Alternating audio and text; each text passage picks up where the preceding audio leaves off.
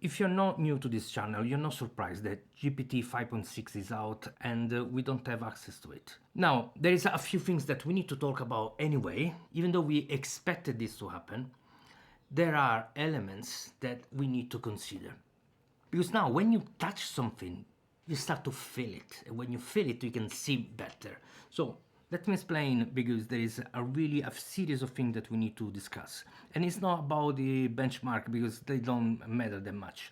Okay, especially on something that we can't use it. But we need to discuss about what it is and what it means for us, for the business perspective and for the rest of the world. Okay, because there are 7.5 billion people that they will never probably get access to those level of artificial intelligence anymore from the US. First of all, three new model: Sol, Terra and Luna, from Latin. Okay, beautiful. The sun, the earth and the moon. I don't mind, like it. Of course, there are different kind of intelligence, and of course we have the ultra, the the burning token, like insane. But of course, we have OpenAI showing this, the benchmark where they are winning over anything. Okay, so the ultra, it's so much better than Mythos. The Soul by default, it's just a little bit better than Mythos. And GPT 5.6 Terra is better than Fable. GPT 5.5 and Luna, basically the idiot model that is coming out now, it's better than Opus 4.7 and Gemini 3.1. Okay, so they are winning on anything. That is what they are showing us, but we don't know. We can't test it. Okay, this is what they tell us. That is their test, and we can't test it. Anyway, so we see improvement in a lot of different aspects: speed, quality, price. That is cheaper. Anything. Okay, they're better on anything. But there is one element that I want to show because it's important, and is the fact that the new model, GPT 5.6 Soul, will run on Cerebus, which will give us 715 tokens per second. This is something between 5 to 10 times the speed of what we're getting today, which is a lot. Okay, there is an element that is important about speed in this case. At the moment, most of us, not everybody, but some people, those power users, what they do, because the AI is kind of slow, they have more than one session open at the time. So while you're waiting for one to finish, you work on something else. So you might have 3, 4, 5, 7 sessions running in simultaneously. And while it's optimization of time, at the same time, it's not easy to swap between those different elements, okay, different session.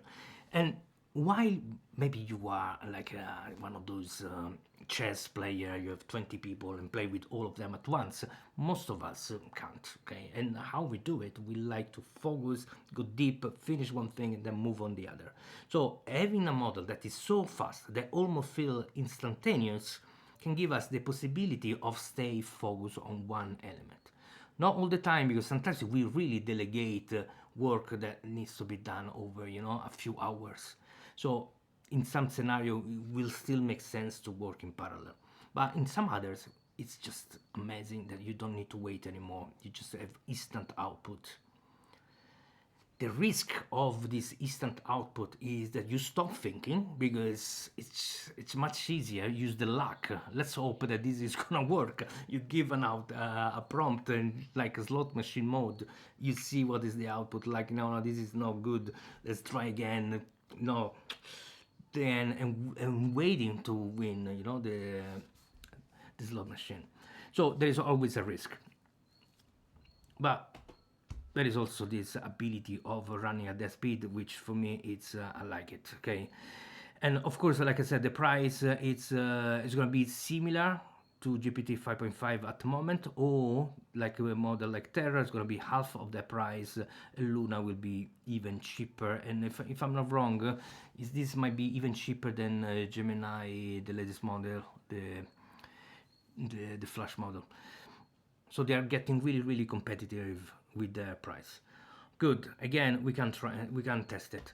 So going back to this fact that we can test it. Now they say that in the next few weeks there's gonna be a chance, for us to have access to this because they will find a way to for all of us having access to this frontier model. While I believe that OpenAI and Anthropic maybe non-tropic. Maybe I believe that OpenAI and probably Google they will like to to give this to everybody. I'm not totally sure that this is what is wanted. This is not about fear of this extreme power because they are not the extreme power. Okay, this is more marketing than anything. When you work with them, you still feel like they're working with an idiot. Okay, so there is always the element of over selling their product and making everybody scared, and now the narrative become like, yeah, this is too powerful for normal human. Only special humans can have it, and guess what, those special humans are the one with money. And those are the people that actually can access. You need to be, no, no, no, no, wait. No, money, sorry. No, money is not enough. You need to have also power, connection with the government. Because now the government will tell those corporations which company can actually work with them and which don't. And that is the truth. Now we have the government, the US government, create a gate that can decide who pass and who doesn't. This is the exact problem that we didn't want to have. There is two elements now. So, okay, the gate filter the people of a different class. Okay, there's a class of people that can access to this power, and then there is another class of people, you and I, they can't, and no matter what. And of course, when you create a gate, you create a risk of centralization of power and risk of corruption. Now, I don't want to say that this corruption is going to happen, but is corruption is likely to happen because you created a system that is unfair, put people in that inside the gate, the one that passed the gate, and now they can have access to this most powerful AI ever generated, the most powerful technology ever created by humans, to have an unfair advantage over everyone else. This elite of people, this elite of corporation, have an advantage that will destroy any competitors. So now, if you are on the other side, what are you supposed to do in a system where lobby maybe make the difference? And I don't want to go into the politics and those dynamics, okay? But you can imagine all that can happen in an environment where there are gatekeepers and there are winners and losers. So you need to decide where you're gonna be, and I mean, you can decide, but you can do action, and those action are only one way. Because if there is no action, if there is a gate, the only action that you need to try to do is to pass that gate.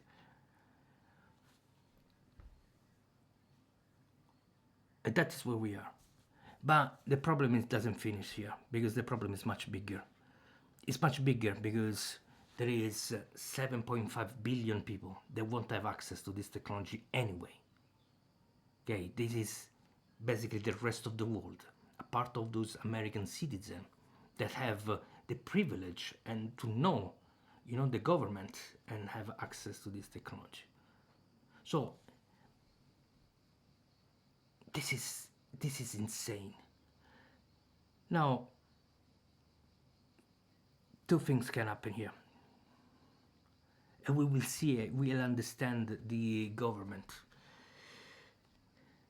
Is one thing here is, in a few weeks, it's true, we will have access to this model, all of us.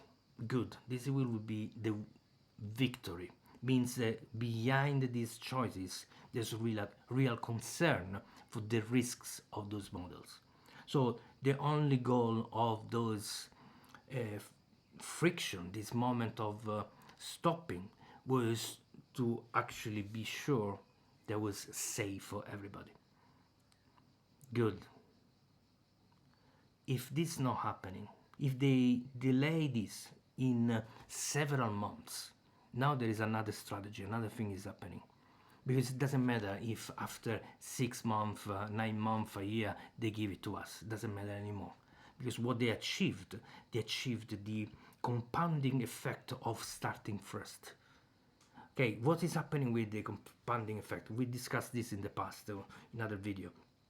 What is happening is you just need a few months to stay ahead, okay, and nobody will just catch up, okay. It will become mathematically impossible to catch up with the aspect of compounding acceleration.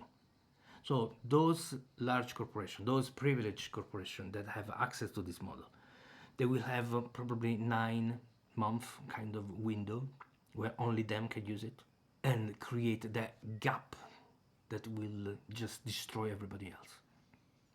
Will not be easily to be understood because that is the exponential curve that nobody understands, and therefore we will see these getting those corporations getting far and far ahead of us because they are on an exponential curve that seems like we are moving at the same speed, but in reality they are accelerating, and that acceleration create this environment where it's mathematically impossible to close that gap. Now, like I said, this is it's not just an American problem. This is a worldwide problem. It doesn't matter if you are actually one of those corporations or not, because in reality this creates an unfair system worldwide. That is the biggest problem.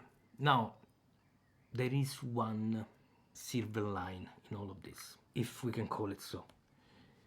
We know, you know, if you are an AI artisan, okay, someone that uses AI and been working with AI, not to replace yourself, but to augment yourself, you know that there is something that is clear, that in the equation human and AI, okay, while we have everybody the same AI, what would make the difference would be the human.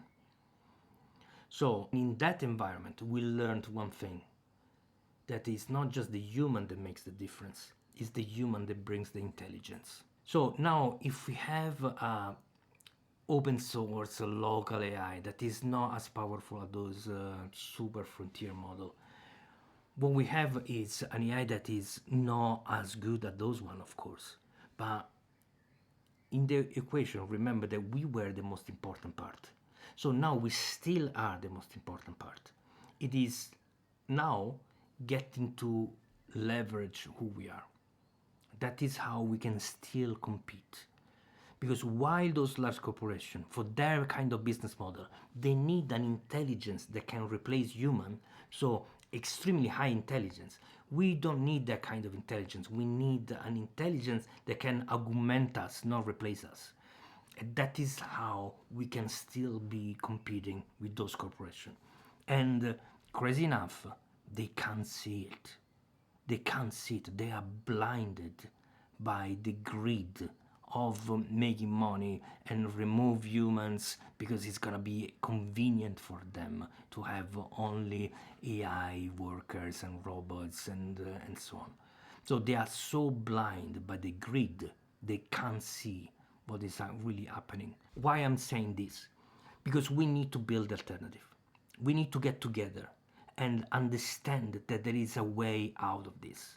But this fight is not local. You hear those people say, yeah, do this with your local politician, do this, and so on, thinking, okay, that you can make a different an impact on this on that scale. We need to stop thinking on that kind of small environment, because if we get together, we are much more powerful, and if we get together at world scale, we are to another level of power. There is none of those states that have a power that can connect 7-8 billion people. And that is the what we need to change. We need to change the scale at which we are going to work. Now, this sounds like yeah, it's impossible. Is it though? It's they want to make you feel it's impossible. But we know, okay, especially now that we've been augmented by AI, that we can achieve almost anything. So if we decide, okay, let's build a movement that connect us all, we can make the difference. And for me, the movement is simple. It must be guided by a simple philosophy. And that is, I call it augmentatism. A philosophy that augments us, not replacing us. A philosophy that push us to have our own sovereignty while working together. So now this is gonna be my pitch. Okay, this is my pitch. If you think you can change the world, join our community. We are 1,600 plus people working together to build the alternative. This alternative is something that is worldwide. There's people from basically around every part of the world building together, learning from each other, building this one single alternative that we co-own. It's ours as a community. This is a DAO, decentralized autonomous organization, that everybody is part of it as a co-owner. So it's not my community, it's your community the moment that you join.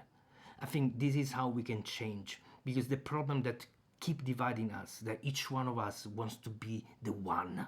I want to build the one thing. You know, I want to build this I want to be the first trillionaire. Okay, this kind of mentality has been locking us because we push towards individualism while we need to build a community. Okay, we need to resonate to each other and build something that we co-own, we manage together, and we together we can do something incredible. I know it sounds crazy, and it was sounding crazy when I was just a few subscribers. It still sounds crazy now that I'm past the 11,000 subscribers. It sounds crazy itself. And but this is the direction. Okay, we start small, we believe in something, we build together, and we keep growing. So if this resonates with you, join the community on Discord. We meet 5 days a week on our call. We build, learn from each other, uh, be part of something special. Like and subscribe, watch the next video, see you on Discord, and have a good weekend. Ciao.